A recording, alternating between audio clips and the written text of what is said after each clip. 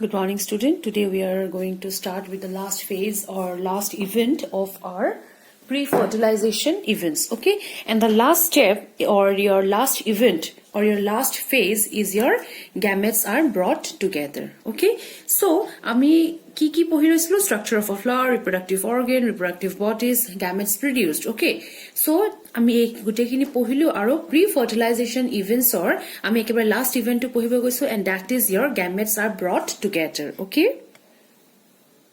Okay, the process of bringing the two different gametes, that is your male and female gamete together, is termed as your pollination. Okay, pollination boli koy hetu. That is your transfer of pollen grains from the opened anther of a stamen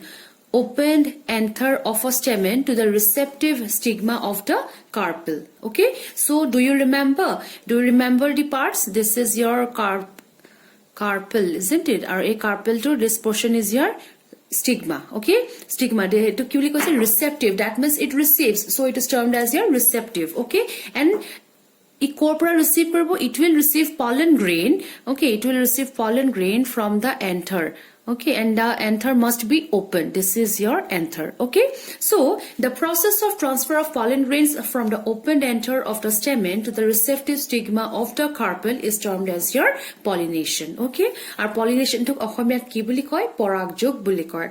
বুজি পাইছা? Okay, okay. Next is your types of pollination. ঠিক আছে? এটা সোয়া মই ইয়াত দুটা plant আঁকি থৈছো, হা? Plant 1 and plant 2. Plant 1 and plant 2 belongs to the same species, that is your suppose X. যিকোনো এটা plant species লৈ লোৱা X আৰু তাৰ আমি দুটা মানে suppose আমি mango tree লৈছো আৰু mango tree দুজোপা গছ লৈছো 1 and 2, just for example. Okay, আৰু ইয়াত আমি types of pollination পঢ়িম। এতিয়া চোৱা এই plant 1 ত যেতিয়া আমি চাওঁ, ইয়াত এটো ফুলৰ পৰা প্ৰথমে এটো লগত স্টাৰ্ট কৰো। এপা ফুলৰ this orange colored is your what? This is your stamen. Okay, or your topmost portion to jeniba anther ase. Okay, and the yellowish portion, I hope you can see. Okay, and the yellowish color structure, that is your gynoecium. This is your androecium and this is your gynoecium. Okay, so ki hoise ei fulpahor androeciumor pra ahi meli tare gynoeciumot jetia poribo.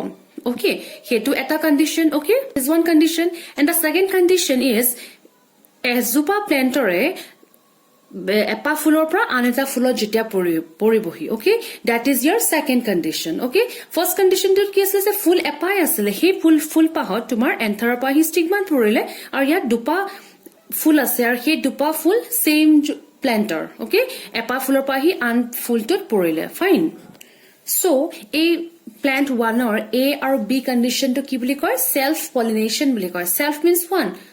Self mane ki? By itself. Hoy na? Self mane ki?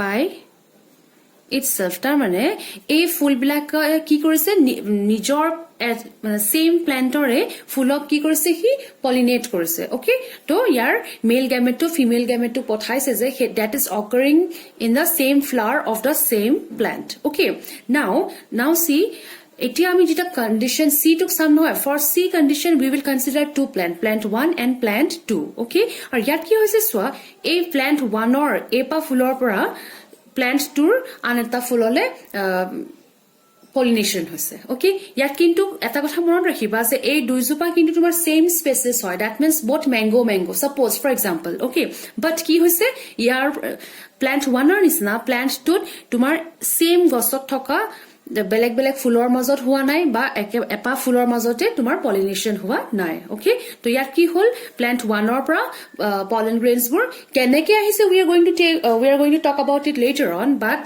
here এপা ফুলৰ পৰা plant 1 ৰ এপা ফুলৰ পৰা plant 2 ৰ এপা ফুললে গুচি গৈছে। Okay, so the transfer is taking between two plants. Okay, two plants of the same species, and that is termed as your what? Cross pollination. Cross, like this. Okay, from plant 1 to it is going to plant 2. Okay, so অসমীয়াত এইবিলাকক কি কয় সোৱা, এই pollination কয় পৰাগযোগ।